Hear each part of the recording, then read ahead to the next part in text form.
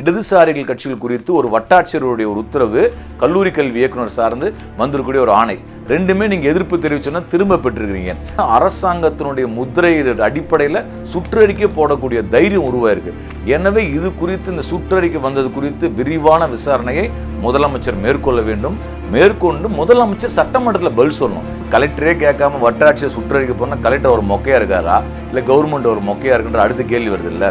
நீ என்ன எடுத்த உடனே சிபிஎம்மோ சிபிஐ இருக்கக்கூடிய கம்யூனிஸ்ட் கட்சிகளுடைய பேரு, முகவரி, தொலைபேசி வைக்கணும்னா இது என்ன உனக்கு யார் இந்த உரிமையை கொடுத்தா? இந்த கேள்வியை தான் நம்ம எழுப்புறோம்.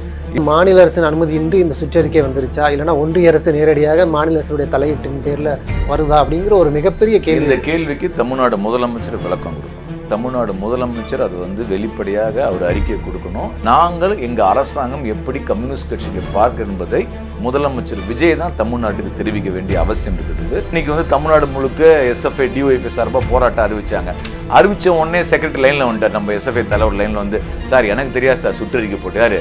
கல்லூரி கல்விக்கு பொறுப்பாக இருக்கக்கூடிய அந்த ஐஏஎஸ் ஆஃபீஸர் ஃபோன் பண்ணி, சார் எங்களுக்கு தெரியாது, நாங்க யார் சுற்றறிக்கை போட்டோம் அந்த அதிகாரி உங்ககிட்ட பேச சொன்னார். அப்புறம் அவங்க பேசுவேன், சார் எனக்கும் தெரியாது சார், நான் மேலே இருக்கிற கேட்டு வாபஸ் பண்ணேன்.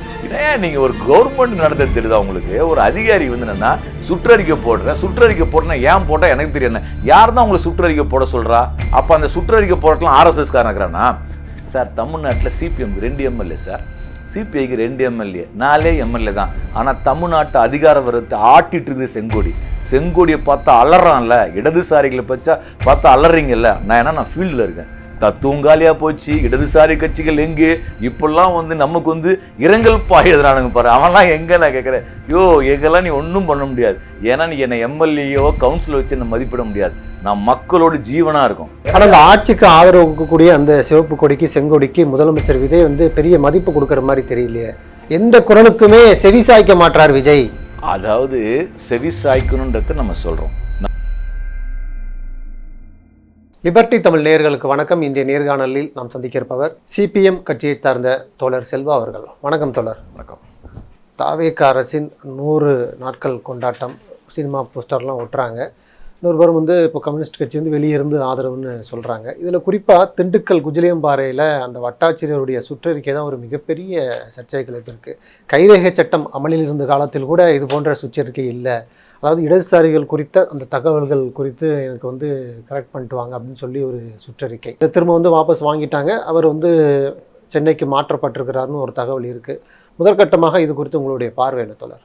அதான் அவர் குஜிலியம்பாறை வட்டாட்சியர் என்னன்னா, அவர் எழுதின ஜியோ தான் பார்த்தேன், அந்த அறிக்கை போட்டிருந்தார்ல. அவர் என்ன சொல்லியிருக்காருன்னா, சுற்றறிக்கையில் வட்டாட்சியர் அலுவலகத்தில் குஜிலியம்பாறை வட்டத்திற்கு உட்பட்ட அனைத்து வருவாய் கிராமங்களும் உள்ள இந்திய கம்யூனிஸ்ட் மற்றும் மார்க்சிஸ்ட் கம்யூனிஸ்ட் அரசியல் கட்சிகளில் உள்ள நபர்களின் பெயர், முகவரி ஆகியவற்றை சேகரித்து வருவாய் ஆய்வாளர்கள் வட்டாட்சியரிடம் 18/8/2026 இன்று மாலைக்குள், அதான் இது காலைல தான் போகிறார், 18 போட்டிருக்கார், நேரடியாக சமர்ப்பிக்க. அடுத்த லைன், கடைசி லைன், அறிக்கை அளிக்க தவறும் கிராம உதவியாளர்கள் மீது தகுந்த நடவடிக்கை மேற்கொள்ளப்படும் போட்டார். இவருக்கு விவரத்தை கொடுக்கலன்னா அந்த கிராம உதவியாளர் மீது நடவடிக்கை எடுப்புறான். அறிக்கை விட்டுற மேலே நீங்கள் நடவடிக்கை ஆயிடுச்சு. அதை நீ என்ன கம்யூனிஸ்ட் கட்சி பற்றி விவரம் கேட்டால், நீ ஆஃப்டர் ஆல் நீ ஒரு கிராமத்து அலுவலர், அவ்வளோதான். நீ ஒரு வட்டாட்சியர், அவ்வளோதான். என்ன இங்கே ஒரு விஷயம் பார்க்க வேண்டியிருக்குன்னா, சில நாட்களுக்கு முன்னாடி அங்கே நம்மளுடைய மக்கள் பிரச்சனைக்காக நம்மளுடைய தோல் அவர் மனு கொடுக்க போயிருக்காங்க. அவர் என்ன டைம், நான் டாக்டர் பாப்பா தெரியுமா, 10 மணிலேருந்து 12 மணி மாதிரி என்னென்னா இந்த டைமில் தான் என்கிட்ட மனு கொடுக்க முடியும்னு சொல்லிட்டு இவங்க போயிட்டு மனு கொடுத்ததே ரொம்ப என்னென்னா எதேச்சிகாரமாக பேசியிருக்காரு. அப்புறம் தோல்னா, நீ எதுக்கு இருக்கிற, மனு கொடுத்தா வாங்கிட்டு போக வேண்டிய வேலை தான் இருக்காரு. உடனே பார்த்தீங்கன்னா அவர் சுற்றறிக்கை வெளியிட்டிருக்கா சொல்கிறாங்க. நேற்று எங்களுடைய திண்டுக்கல் மாவட்டத்தினுடைய நாடாளுமன்ற உறுப்பினர் தோழர் சச்சிதானந்தம் இதை கடுமையாக விமர்சனம் பண்ணியிருந்தார். உடனடியாக அந்த இதை வித்ட்ரா பண்ணியிருக்காங்க. பாயிண்ட் என்னன்னா, உனக்கு என்ன அவ்வளோ பெரிய நீ என்ன ஆளா, நீ கம்யூனிஸ்ட் கட்சி இந்திய நாட்டில் ஒரு அங்கீகரிக்கப்பட்ட ஒரு அரசியல் கட்சி மிரட்டி பார்க்குற வேலை தானே இது. வட்டாட்சியர் மிரட்டல் வேலைக்கெல்லாம் அந்த கம்யூனிஸ்ட் கட்சியெலாம் மிரட்டி பார்த்தோன்னா திரும்பி அடி விழும், அவ்வளோதான். நீங்கள் சட்ட ரீதியாக நீங்கள் எப்படி இருக்கீங்களோ சட்ட ரீதியாக நாங்களும் அதே மாதிரி திருப்பி அடிக்க வேண்டிய ஒரு சூழல் இருக்குது. எனவே தான் இப்போ அதோட விஷயங்களை இன்றைக்கி எதிர்கொண்டு அவரை டிரான்ஸ்ஃபர் போட்டிருக்காங்க. ஆனால் டிரான்ஸ்ஃபர் போட்டால் மட்டும் இது பத்தாது. இது இந்த மாதிரி அதிகாரிகளுக்கு எப்படி உனக்கு அந்த உனக்கு யார் இந்த உரிமை கொடுத்தா? இல்லை, வட்டாட்சியரால் தனித்து இது போல ஒரு சுற்றறிக்கையோட வாய்ப்பு இருக்காது. மாவட்ட ஆட்சியர் சம்மந்தப்பட்டிருப்பாங்க, உயர் அதிகாரிகள் சம்மந்தப்பட்டிருப்பாங்க. அப்படி உங்களெல்லாம் கேட்காம, ஒரு கலெக்டரே கேட்காம வட்டாட்சியர் சுற்றறிக்கை போனால் கலெக்டர் ஒரு மொக்கையாக இருக்காரா இல்லை கவர்மெண்ட் ஒரு மொக்கையாக இருக்குன்ற அடுத்த கேள்வி வருது இல்லை. நீ என்ன வந்து எடுத்த உடனே வந்து சிபிஎம்மோ சிபிஐ இருக்கக்கூடிய கம்யூனிஸ்ட் கட்சிகளுடைய பேர் முகவரி தொலைபேசி வைக்கணும்னா இது என்ன வந்து உனக்கு யார் இந்த உரிமையை கொடுத்தா? இந்த கேள்வியை தான் நம்ம எழுப்புகிறோம். இப்போ அவங்க வந்து பணி மாற்றம் செய்திருக்கிறார்கள். அந்த பணி மாற்றம் போதாது, இந்த அரசு இப்படி ஒரு எங்கே முடிவெடுக்கப்பட்டது, எந்த இடத்துல யார் வந்து இப்படி சுற்றறிக்கப்படுவதற்கு முடிவெடுத்த அதிகாரி யார் என்ற இந்தியா முழுவதுமே நக்சல்கள் ஒழிக்கப்படும் சொல்லி நக்சல்கள் இல்லாத இதை கொண்டு சொல்லி அமித்ஷா ஒரு பக்கம் சொல்லிட்டு இருக்காரு. அந்த சூழல்லாம் இது போன்ற சுற்றறிக்கை வந்து ஒரு மிகப்பெரிய சர்ச்சையாகுது. அதாவது மாநில அரசின் அனுமதியின்றி இந்த சுற்றறிக்கை வந்துருச்சா, இல்லைனா ஒன்றிய அரசு நேரடியாக மாநில அரசுடைய தலையீட்டின் பேரில் வருதா அப்படிங்கிற ஒரு மிகப்பெரிய கேள்வி. இந்த கேள்விக்கு தமிழ்நாடு முதலமைச்சர் விளக்கம் கொடுக்கணும். தமிழ்நாடு முதலமைச்சர் அது வந்து வெளிப்படையாக அவர் அறிக்கை கொடுக்கணும். இந்த குஜிலேம்பாறை வட்டாட்சியர் கொடுத்த அறிக்கையில் இருக்கக்கூடிய பிரச்சனை என்ன, நாங்கள் எங்கள் அரசாங்கம் எப்படி கம்யூனிஸ்ட் கட்சிகளை பார்க்க என்பதை முதலமைச்சர் விஜய் தான் தமிழ்நாட்டுக்கு தெரிவிக்க வேண்டிய அவசியம் இருக்கிறது. ஏன்னா நீங்கள் சுதந்திர தின ஊரில் வந்து இன்டலெக்சுவல் நக்சல்ஸை ஒழிக்க போகணும் அப்படின்னு சொல்லிட்டு வந்து நம்ம பிரதமர் அவர் பேசியிருக்காரு. ஆக்சுவலாக வந்து நக்சல் என்ற வார்த்தையை வந்து இவங்க முழுக்க இவங்க செய்யக்கூடிய சதி செயலுக்கு எதிரான ஒரு நிலைப்பாடை பார்க்குறாங்க. அர்பன் நக்சல்ன்றாங்க, இன்டலெக்சுவல்ஸ் நக்சல்ன்றாங்க. அடிப்படை என்ன கேள்வி இருக்குன்னா, இந்த இந்திய நாட்டில் இருக்கக்கூடிய இந்த 10 ஆண்டுகள பாஜக ஆட்சியில் நாட்டினுடைய அத்தனை வளங்களும் இந்த நாட்டிலுடைய பெரும் முதல் அதானி அம்பானி டாடா பிர்லா அந்த 4 பேர் தான் வாழ்கிறாங்க இந்த நாட்டில், மீது யாரும் இல்லை. ஈவன் வந்து நம்முடைய ஸ்மால் ஸ்கேல் இண்டஸ்ட்ரின்னு சொல்கிறாங்க, சிறு குறு தொழில் நடத்துகிறவங்க, அவங்களாம் நாசமாக போய் கிடக்குறாங்க. அப்போது இவங்களுடைய வாழ்வாதாரம், நம்முடைய தொழிலாளியோட வாழ்வாதாரம் மட்டுமில்லை, சிறு முதலாளிகள், நடுத்தர முதலாளிகள், இவங்களுடைய வாழ்க்கையெல்லாம் நாசமாக்கிறாங்க. சிறு குறு விவசாயி வந்து அவங்களோட விவசாயம் செய்ய முடியாமல் அவ்வளோ நெருக்கடி இருக்குது. நீங்கள் மல்லிப்பூ குப்பையில் கொட்டுறதெல்லாம் நீங்கள் பார்த்துருப்பீங்க நேற்று செய்தியில். அப்போ என்ன ஆகும்னா, விவசாயிகளோ தொழிலாளர்கள் தொழில் முனைவர்கள் நாசமாக்கிருக்கும் போது இவர்களை உரிமைக்காக களத்தில் நிற்க வைப்பது கம்யூனிஸ்டுகள். உரிமையை கேளுங்க. நம்ம தான் அதை வந்து நாடு முழுக்கன்னா தொழிற்சங்கங்களை ஒருங்கிணைக்கிறோம், விவசாய சங்கங்களை ஒருங்கிணைக்கிறோம். ஸோ கம்யூனிஸ்ட் கட்சிகள் தான் வந்து தொழிலாளர்கள் விவசாயிகளை ஒருங்கிணைத்து இவர்களுக்காக குரல் கொடுக்கறதுனால இவர்கள் அழித்தொழிப்பதுன்ற அடிப்படையில் வந்து அரசாங்கம் வந்து மூவ் எடுக்கலாம். ஒன்றும் பண்ண முடியாது. பிஜேபியால் ஒன்றும் பண்ண முடியாது. உன்னால் என்ன பண்ண முடியும்? நீங்கள் பாருங்கள், வந்து நீ வந்து கரப்பாம்பூச்சின்னு சொல்லிட்டு கலாய்ச்ச சுப்ரீம் கோர்ட் ஜட்ஜி, அவன் கரப்பாம்பூச்சி கட்சியை வச்சான். இப்போ வந்து இந்தியாவில் ஜந்தர் மந்தரில் போராட்டம் நடந்தது. ஃபுல் சப்போர்ட் யார் பண்ணா? கரப்பாம்பூச்சி நடத்தின போராட்டத்தில் எங்களுடைய இடதுசாரி கட்சிகளுடைய நாடாளுமன்ற உறுப்பினர்கள், தலைவர்கள், இடதுசாரி மாணவர் அமைப்புகள் தான் அங்கே களத்தில் நின்றாங்க. அப்போ இடதுசாரி மாணவர் அமைப்புகள்னா போராடக்கூடிய பக்கம் நின்றாங்க. உண்மையிலே வந்து கரப்பாம்பூச்சி கட்சி நடத்தின போராட்டம் வந்து பார்த்தீங்கன்னா எதுவுமே அசைக்க முடியாதுன்ற மோடி வந்து ஓட விட்டுருச்சு. அமைச்சர் வித்ரா பண்ணாங்க. ஸோ இதெல்லாம் இவங்களால் தாங்கிக்க முடியல. எனவே அவர் என்னன்னா இந்த இன்டலெக்சுவல் நக்சல்ன்ற முத்திரையை குத்தி பார்க்குறாரு. அந்த முத்திரை குத்துறதுனால எங்களுக்கு ஒன்றும் பிரச்சனை இல்லை, போராடக்கூடிய. அதாவது சார், இந்தியாவில் வந்து கம்யூனிஸ்ட் கட்சி பிறக்கும் போது என்னென்னா பிரிட்டிஷ்காரன் சதி வழக்கு போட்டு காலி அடிக்க பார்த்தான். புரியுதுங்களா? கான்பூர் சதி வழக்கு, மீரட் சதி வழக்கு, நெல்லை சதி வழக்கு, சென்னை சதி வழக்கு, ஊர் பூரா சதி வழக்கு இருக்குது. முதல் சதி வழக்கிலேயே வந்து பார்த்தீங்கன்னா இந்திய கம்யூனிஸ்ட் கட்சியுடைய தலைவர் PC ஜோஷி 28 வயசில் இந்திய கம்யூனிஸ்ட் கட்சியுடைய பொதுச் செயலாளரானார். மிகப்பெரிய அறிவுஜீவி. அவர் வந்து நீதிமன்றத்தில் பேசினார். நான் யாரா, உன் பேர் உங்கள் அப்பன் பேர் கேட்குமோ பேசினார். உன் ஜாதினாக்க நான் வந்து சாதி அற்றவன்னார். அப்பயே அந்த மாதிரி வந்து பிரிட்டிஷ் நீதிமன்றங்கள்லாம் எதிர்கொண்டவர்கள். பகத்சிங் பார்க்காத வழக்கா, இல்லை வந்து இங்கே நம்ம தமிழ்நாட்டில் வந்து கம்யூனிஸ்டில் பார்க்காத வழக்கா? ஸோ இதெல்லாம் நம்ம ஃபேஸ் பண்ணுவோம். சும்மா மிரட்டி பார்க்குறதுக்கு அந்த விஷயம், இதுக்கெல்லாம் மிரட்டல் விட்டுலாம் கம்யூனிஸ்ட்டில் பயப்பட மாட்டோம். இல்லை, இதே குஜிலேம்பாறை இந்த வட்டாட்சியர் சுற்றறிக்கை ஒரு புறம் இருக்குது. இன்னொரு புறத்தில் கல்லூரி கல்வி ஆணையருடைய சுற்றறிக்கை மிகப்பெரிய சர்ச்சையாக இருக்குது. அது தமிழ்நாடு அரசு தான் அமைச்சிருக்கு, தலைமைச் செயலர் தான் அமைச்சிருக்காருன்னு சொல்கிறாங்க. குறிப்பாக அந்த கம்யூனிஸ்ட் கட்சி, கரப்பான் பூச்சி ஜனதா பார்ட்டி, இவங்க வந்து மாணவர்களை ஒருங்கிணைத்து போராட்டம் நடத்துகிறாங்க. அதை தடுக்கிறதுக்கு ஒரு கூட்டம் நடத்துங்க, அதுக்கு உண்டான டீட்டெயிலை கொடுங்கன்னு சொல்லி அது ஒரு சுற்றறிக்கை. அதையும் சர்ச்சையானதுக்கப்புறம் வாபஸ் வாங்கியிருக்கிறாங்க. இது எப்படி பார்க்குறது?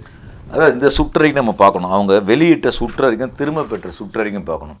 வெளியிட்ட சுற்றறிக்கை வந்து பார்த்திங்கன்னா, அரசு மற்றும் கலை அறிவியல் கல்லூரி மாணவ மாணவிகள் மற்றும் இளைஞர்கள் போராட்டம் மற்றும் கிளர்ச்சிகள் பங்கேற்பதை தடை செய்ய ஒருங்கிணைந்த நடவடிக்கை மேற்கொள்ள கோருதல். அதாவது எல்லாத்தையும் தடைக்கு என்ன ஒருங்கிணைந்த அரசு கலைஞர்களுக்கு வாதியார் போகிறதுக்கு வக்கு இல்லை. உங்களுக்கு கவர்மெண்ட்டில் காலேஜில் வாதியார் இல்லை, கெஸ்ட் லெக்சர்னு சொல்லிட்டு அவங்க உழைப்பை சுரண்டிட்டு இருக்கிறோம். நீங்கள் வந்து கோர்ட் சொல்லிச்சு, குறைஞ்சபட்சம் 50,000 சம்பளம் கொடுங்கன்றாங்க. அந்த வாதியாரெலாம் வந்து போன வாரம் போராட்டம் நடத்துகிறாங்க கொட்டுற மழையில். அரசு கலை அறிவியல் கல்லூரியில் கூடிய வாதியார்கள் கெஸ்ட் லெக்சர்ன்ற பேரில் 30,000 சம்பளம் கொடுத்து சாவடிச்சிட்டு இருக்கிறோம். டாக்டரேட் படித்தவங்க வாதியாரை போடியா கட்டடம் கட்டுறியான்னு சொல்லி கேட்டால், நீ வந்து அங்கே இருக்கக்கூடிய இடதுசாரி மாணவர் அமைப்புகளை வந்து தடுக்கிறதுக்கு ஒருங்கிணைந்த நடவடிக்கைன்னு அர்த்தம். இவங்க என்ன பண்ணுவோம்னா, நான் வாதியாரும் அடிப்பேன், கவர்மெண்ட் கல்லூரியை வந்து சீரழிக்கக்கூடிய நடவடிக்கை எடுப்போம், அதெல்லாம் நீங்கள் கேட்கக்கூடிய இடதுசாரி மாணவர் அமைப்பை தடுக்கணுன்றாங்க. ஸோ இதுதான் இப்போ இந்த சுற்றறிக்கை போட்டாங்கல்ல, இன்றைக்கி வந்து தமிழ்நாடு முழுக்க எஸ்எஃப்ஐ டிஒய்எஃப்ஐ சார்பாக போராட்டம் அறிவித்தாங்க. அறிவித்த உடனே செக்ரட்டரி லைனில் வந்துட்டார், நம்ம எஸ்எஃப்ஐ தலைவர் லைனில் வந்து, சார் எனக்கு தெரியாது சார் சுற்றறிக்கை போட்டு. யார்?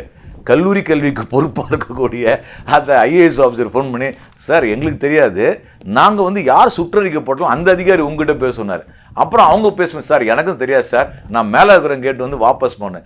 ஏன் நீங்கள் ஒரு கவர்மெண்ட் நடந்தது தெரியுதா உங்களுக்கு? ஒரு அதிகாரி வந்து என்னென்னா சுற்றறிக்கை போட்டேன்னா ஏன் போட்டால் எனக்கு தெரியாது, யார் தான் உங்களை சுற்றறிக்கை போட சொல்கிறா? அப்போ அந்த சுற்றறிக்கை போடலாம் ஆர்எஸ்எஸ் காரனாக்கிறானா? பிஜேபி கட்சியை சார்ந்தாலும் அந்த அரசு நிர்வாக அமைப்புல இருந்து அது ஒரு கேள்வி. அதாவது சுற்றறிக்கை 2 சுற்றறிக்கையிலுமே வாபஸ் நடவடிக்கை இருக்கு. ஆனா இதற்கு பின்னாடி ஒரு மிகப்பெரிய சதி இருக்கு, காரணம் இருக்கு. அந்த காரணத்தை தேடி போறது தானே ஒரு கண்டிப்பான இது. ஆக்சுவலா பாத்தீங்கன்னா நாங்க வந்து பலமுறை சொல்லி கொண்டிருக்கிறோம், கடந்த திராவிட முன்னேற்ற கழக ஆட்சி காலத்திலிருந்து சொல்கிறோம். நம்ம என்னென்னா தமிழ்நாட்டில் வந்து நம்ம வந்து அரசியல் ரீதியாக பாஜக எதிர்ப்பை நம்ம வந்து வலுவாக தமிழ்நாட்டில் பேசுகிறோம்.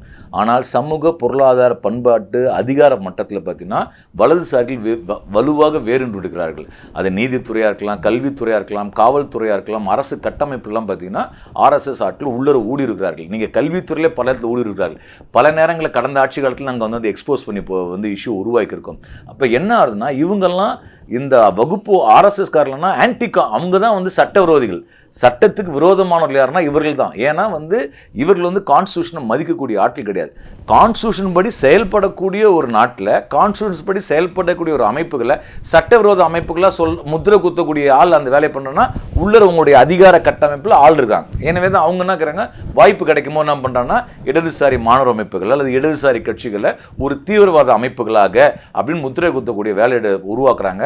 அது மட்டும் இல்லாமல் அரசாங்கத்தினுடைய முத்திரை அடிப்படையில் சுற்றறிக்கை போடக்கூடிய தைரியம் உருவாயிருக்கு. எனவே இது குறித்து, இந்த சுற்றறிக்கை வந்தது குறித்து விரிவான விசாரணையை முதலமைச்சர் மேற்கொள்ள வேண்டும். மேற்கொண்டு முதலமைச்சர் சட்டமன்றத்தில் பதில் சொல்லணும். சட்டமன்றம் நடக்கிற நேரத்தில் நான் முதலமைச்சர் விஜய் அவர்களை பார்த்து கேட்கின்றேன், இடதுசாரிகள் கட்சிகள் குறித்து ஒரு வட்டாட்சியருடைய ஒரு உத்தரவு, இன்னொரு பக்கம் பார்த்தீங்கன்னா வந்து கல்லூரி கல்வி இயக்குனர் சார்ந்து வந்திருக்கக்கூடிய ஒரு ஆணை, ரெண்டுமே நீங்கள் எதிர்ப்பு தெரிவிச்சோன்னா திரும்ப பெற்றிருக்கிறீங்க. திரும்ப பெற்றிருக்கக்கூடிய சுற்றறிக்கை பார்த்தீங்கன்னா கல்லூரி கல்வி இதில் படுத்துனா அவங்க என்ன சொல்கிறாங்கன்னா, அரசு கலை மற்றும் அறிவியல் கல்லூரி மாணவ மாநாடு இளைஞர்கள் போராட்டம் மற்றும் கிளைச்சல் பங்கு தடை செய்ய ஒருங்கிணைந்த நடவடிக்கை மேற்கொள்ள கோரியமை திரும்ப பெறுதல், அவ்வளோதான். ஆனால் இந்த சுற்றறிக்கையில் பார்த்தீங்கன்னா ஃபஸ்ட்டு போட சுற்றறிக்கை நீட்டாக 2 பேராகிராஃப். அந்த பேராகிராஃபில் பார்த்தீங்கன்னா நீங்கள் வந்து பார்வையில் காணும் கடிதத்தில் பார்வைன்னு ஒன்று போடுறாங்க. அதில் என்ன ஒரு போடுறாங்கன்னா, அரசு கடித நாகா எண் 1075/A1 அப்படின்ட்டு அந்த பார்வையின் அடிப்படையில் தான் சுற்றறிக்கை போட்டிருக்காங்க. என் கேள்வி என்னன்னா, அந்த பார்வைன்னு ஒன்று போடுறாங்களா அந்த சுற்றறிக்கையில், அதாவது இடதுசாரி கட்சிகள், இடதுசாரி மாணவர் அமைப்புகளை, கரப்பாம்பூச்சி அமைப்புகளை நீங்கள் வந்து தடுக்கிறதுக்கு ஒருங்கிணைந்த நடவடிக்கை எடுக்கணும்னு போட்ட சுற்றறிக்கையில் பார்வைன்னு ஒன்று போடுறாங்க. அந்த பார்வை என்னென்னா, ஒரு கவர்மெண்ட்டில் ஒரு ரெசல்யூஷன் மூவ் பண்ணுற தீர்மானம் போகிறாங்கன்னா அவங்க மேலேருந்து ஒரு கடிதம் அமைச்சிருப்பாங்க. அந்த பார்வை நம்பர் நகல் எண் போட்டிருக்காங்க 1075. அந்த கடிதத்தில் யார் பார்வை, யார் எழுதணும், அது விளக்குங்க.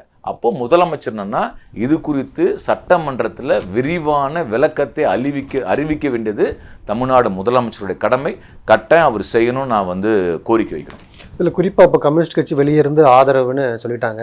தொடர்ச்சியாக இது போன்ற சுற்றறிக்கைகள், அப்புறம் வந்து இப்போ இடைத்தேர்தல் வருது. ஏற்கனவே இடைத்தேர்தலில் பெரும்பான்மை அந்த அதிமுக எம்எல்ஏக்களாக ராஜினாமா பண்ணியிருக்கிறாங்க. இப்போ வந்து யாருடைய ஆதரவும் தேவையில்லை அப்படிங்கிற மனநிலைக்கு முதலமைச்சர் விஜய் வந்துட்டாரா? வெளியிருந்தும் ஆதரவு தேவையில்லை, அதனால தான் இது போன்ற சுற்றறிக்கை வருதா? ஏன்னா இந்த போராட்டங்கள், மாணவர்களை ஒடுக்குதல் அப்படிங்கிறது ஒன்றிய அரசு இருக்கக்கூடிய ஆபத்திலிருந்து இப்போ தமிழ்நாடு அரசை நோக்கி வர்றதுனால நீங்கள் கொஞ்சம் ஒடுக்குங்க, கொஞ்சம் இது பண்ணுங்கன்னு சொல்லி விஜய்க்கு ஒரு அழுத்தம் கொடுக்கப்பட்டதா? இது போன்ற ஒரு சிக்கலான ஒரு கேள்வி இருக்கு இல்லையா? அதை எப்படி பார்க்குறீங்க? இடதுசாரிகள் வெளியிருந்து ஆதரவு கொடுக்கறதுனால கேள்வி கேட்க முடியாத நிலையில் இருக்கிறாங்களா? அப்படிலாம் ஒன்றும் கிடையாது. நீங்கள் பார்த்தீங்கன்னா கன்னியாகுமரியில் எங்களோட டிஒய்எஃப்ஐ மாவட்ட செயலர் விஷ்ணுவை கடுமையாக தாக்கியிருக்காங்க 2 நாளைக்கு முன்னாடி. அங்கே இருக்கக்கூடிய ஒரு கல்லூரியில் மாணவி பிரச்சனைகள் விஷயம் சார்பாக போகிறாங்க. டைஃப்எஸ்எஃப்ஐ எங்களுடைய எஸ்எஃப்ஐ மாவட்ட செயலர் மாணவி தரதரன்னு சொல்லிட்டு போலீஸ் வண்டியில் ஏற்றிருக்கிறாங்க. நேற்று வந்து கன்னியாகுமரியில் ஒரு பெரிய போராட்டம் நடத்திருக்கிறாங்க. தமிழ்நாடு முழுக்க இன்றைக்கும் களத்தில் வந்து பார்த்தோன்னா இடதுசாரி இளைஞர் அமைப்புகள், மாணவர் அமைப்புகள், இடதுசாரி கட்சிகள்லாம் தெருவில் இன்னும் போராடுறோம். அப்போ என்னென்னா, நீங்கள் வந்து ஆட்சியை ஆதரவு கொடுக்குறதுன்னு கிடையாது. மக்கள் பிரச்சனைகளுக்கு யார் போராடுறாங்கன்னா திமுக மேலே கோவம் வரலையே. நீங்கள் என்ன பிரச்சனைனா இங்கே இன்னொரு கேள்வி நீங்கள் எழுப்பி பாருங்க, ஏன் கம்யூனிஸ்ட்களை மட்டும் வந்து அதிகார வர்க்கம் வந்து வேட்டையாட பார்க்குது? சரி, இங்கே வந்து விஜயா, மு.க. ஸ்டாலினா, உதயநிதி ஸ்டாலினா, எடப்பாடி, அதெல்லாம் பிரச்சனை கிடையாது. இவங்க யார் இருந்தாலும் இந்த அரசு நிர்வாகம் என்பது முதலாளிகளுக்கான நிர்வாகம். இந்த கட்டமைப்பு என்பதுனா இந்த நீதிமன்றம், இந்த போலீஸ், அது மட்டும் இல்லாமல் லொட்டு லொஸ்க்கு எல்லாமே பார்த்தீங்கன்னா அரசு நிறுவனம் அனைத்தும் முதலாளிகளுக்கானது. எனவே தான் நீங்கள் வந்து ஒன்றும் இல்லைங்க, ஒரு அதானியோடைய நிறுவனத்தில் வந்து எல்ஐசி வந்து இன்வெஸ்ட் பண்ணதை ஒரு பத்திரிகையில் ஒருத்தர் கட்டுரை எழுதுறாரு. ஏதுன்னா அவர் வீட்டுக்கு ரெய்டுக்கு போகிறான். திருட்டு பையன் வீட்டுக்கு ரெய்டுக்கு போகிறான்னா திருட்டு எக்ஸ்போஸ் பண்ண பத்திரிகையாளர் வீட்டுக்கு நீ ரெய்டு போகிறேன்னு அர்த்தம். இந்த அரசாங்கம் வந்து முதலாளிகளுக்கானது அரசு. முதலாளி எந்த முதலாளி? உயர் ஜாதி முதலாளிகளுக்கான அரசு, இது உயர் வர்க்கத்திற்கான அரசு. அப்போ இந்த அரசுக்கு ஏற்ற மாதிரி நீதிமன்றம் செயல்படுகின்றது, காவல்துறை செயல்படுது, அரசினுடைய கட்டமைப்புகள் செயல்படுகிறது, போலீஸ் செயல்படுகிறது. இப்போ கம்யூனிஸ்டுகள் என்னன்னா இந்த கட்டமைப்புகளுக்கு எதிராக குரல் கொடுக்கிறோம். அது மட்டும் இல்லை, நாங்கள் வந்து மக்களை விழிப்புணர்வு செய்கிறோம். மக்கள் பிரச்சனையை பேசி மக்கள் நீங்கள் கிளர்ந்து உங்கள் உரிமையை கேளுங்க. ஏன் கேட்குறேன்னா, நீனா சொத்தெல்லாம் டாடா பிர்லா உருவாக்கின சொத்தா இது? அதானி அம்மாவனை உருவாக்கின சொத்தா? ஆண்டாண்டு காலமாக நம்ம எல்லாம் கூடி உருவாக்கின சொத்து இது. உருவாக்கின சொத்துல எனக்கு கல்வி இல்லை, எனக்கு சுகாதார வசதி இல்லை, எனக்கு போக்குவரத்து வசதி இல்லை, நான் வந்து சாவணும், நீ மட்டும் வாழலாம், என்னடா நீதி இது? எனவே மக்களே உங்கள் உரிமையை கேளுங்கன்னு சொல்லிட்டு அரசியல் படுத்துகிறோம். அந்த அரசியல் படுத்தக்கூடிய வேலையில் இடதுசாரி கட்சி தான் முன்னாடி இருக்காங்க. சார், தமிழ்நாட்டில் சிபிஎம்க்கு 2 எம்எல்ஏ சார், சிபிஐக்கு 2 எம்எல்ஏ, 4 எம்எல்ஏ தான். ஆனால் தமிழ்நாட்டு அதிகார வர்க்கத்தை ஆட்டிட்டு இருக்குது செங்கோடியை பார்த்தா அலறான்ல, இடதுசாரிகளை பார்த்தா அலறீங்கல்ல. நான் ஃபீல்டில் இருக்கேன். தத்துவங்காலியாக போச்சு இடதுசாரி கட்சிகள். எங்கே இப்பெல்லாம் வந்து நமக்கு வந்து இரங்கல் பாயுதுறானுங்க பாரு, அவன்லாம் எங்கே? நான் கேட்குறேன், எங்கெல்லாம் நீ ஒன்றும் பண்ண முடியாது. ஏன்னா நீ என்னை எம்எல்ஏயோ கவுன்சிலர் வச்சு என்னை மதிப்பிட முடியாது. நான் மக்களோட ஜீவனாக இருக்கும். நீங்கள் மேகமலையில் வெளியேற்றினாங்க, சிவப்பு கொடி போய் நிற்குது. கன்னியாகுமரியில் அடியாக சிவப்பு கொடி நிற்கும். இயற்கை வளங்கள் பாதுகாக்க தான் கொடி நிற்கும். நீ வீட்டு எடுக்கிறியா, நாங்கள் வந்து நிற்போம்.